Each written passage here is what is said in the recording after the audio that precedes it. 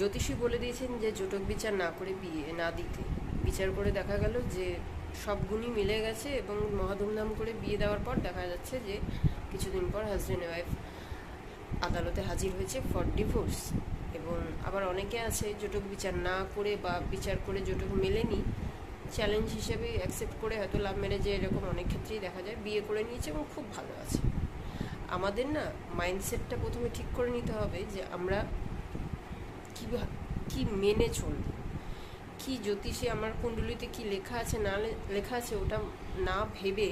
আমার বিবাহিত জীবন ভালো হবে, আমার বিবাহিত জীবনটাকে ভালো করার জন্য আমার 50% এফোর্ট থাকবে এবং আমার হাজব্যান্ডেরও থাকবে